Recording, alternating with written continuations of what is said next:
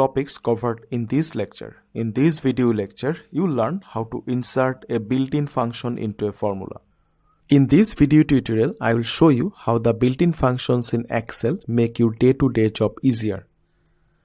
Excel has hundreds of built-in functions, but in real life, you will use only 20 to 25 Excel functions regularly. In some cases, some built-in functions will just make your job easier, but in some cases, you cannot perform your job without a built-in function. So you must learn how built-in functions can be used in Excel formulas. This is a range of data. This range shows some sales data of a hypothetical company. The company sells cars in different regions. Say you might want to know the total sales of sedan cars, total sales of Honda, total sales of Toyota, and total sales of Ferrari. I type total in this cell. I want to find out the total sales of sedan car in this cell. Input equal sign in the cell. You know equal sign starts a formula in Excel. Then I click this cell, plus sign, this cell, plus sign, this cell, plus sign, this cell, plus sign, and this cell.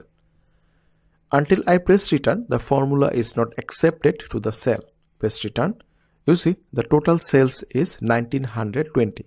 If you have to add a good number of cells in this way, see this number, so it will be not an efficient way. In this case, you can use the built-in function sum. I click on the right side cell, input equal sign, type S. You see a menu appears with a good number of functions that start with S. Let's type more. I type U. You see the list is shorter now. Click on any function in the list. A short description will appear about the function. Say I click on SUMIF, the short description about the SUMIF function appears. Adds the cells specified by a given condition or criteria. I click on SUMSQ. It's a long description. To enter a function in the formula, you have to double click on the function name, or you can press tab after selecting the function name. I double click on the SUM function. SUM function is inserted into the formula with an opening parenthesis. Below the function, you see the syntax of the function.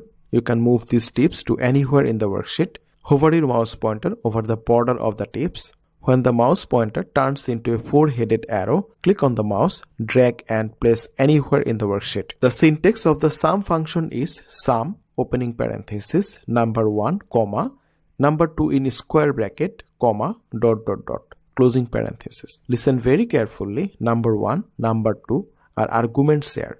Arguments are separated by commas. If you see any argument in a square bracket, it means that this argument is optional. You can use it or not. If you see dot dot dot after an argument, then it means that you can use that argument as many times as you need. So SUM function syntax says that there will be at least one number between the parentheses, but you can use as many numbers as you need, separating the numbers with comma. I click on this cell, comma, this cell, comma, this cell, comma, this cell, comma, and this cell. You see, the syntax is expanded now. It shows how many arguments you have used. So far, I have used 5 arguments. If I click on the argument links, the relevant arguments will be highlighted. I click on number 3 link, C5 is highlighted. I click on number 1 link, C3 is highlighted. I click on number 5 link, and C7 is highlighted. Every function ends with a closing parenthesis. If you don't use closing parenthesis, Excel will automatically use it at the end of the function. I press return without inserting a closing bracket. You see the result in the cell and the formula in the formula bar. The SUM function is closed with a closing parenthesis automatically.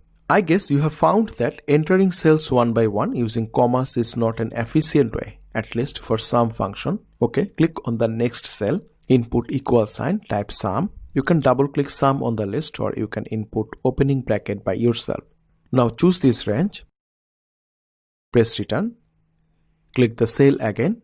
You see the result in the cell and the formula in the formula bar. So you can use a range as argument instead of cells separated by commas. It is an easier way, right? Let's make it easier. Click on the next cell, then click on the AutoSum command in the editing group of the home ribbon. You see, the SUM function is placed in the cell with correct suggestion. Just press enter. You see the result in the cell. Let's find out the total sales region wise. I type total here.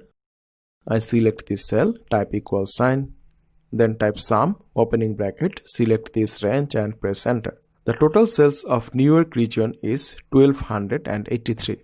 I select this cell, click AutoSum command. You see the suggestion is right.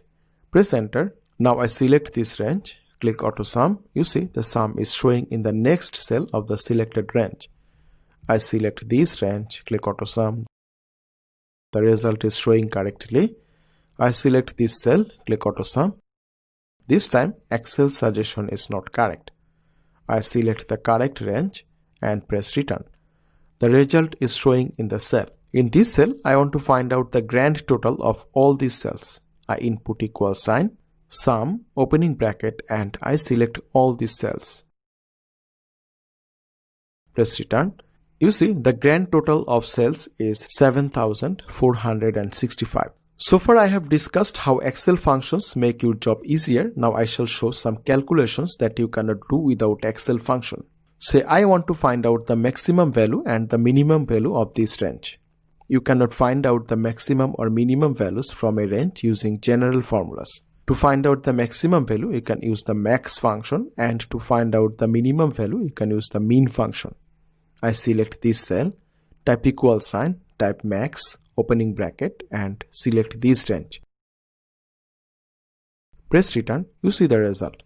Maximum value is 910.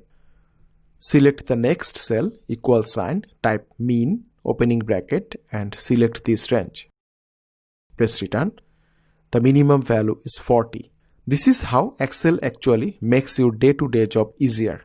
If you want to be a professional Excel user, then you have to master the important Excel functions. These are the key takeaways from this lecture. You will get the downloadable copy of it with the exercise files and also in the lecture resources window. This summary will help you to grab the overall discussion of the video, print it or use it in your own way. Summary of the lecture. In this lecture, you have learned how to insert a built-in function into a formula.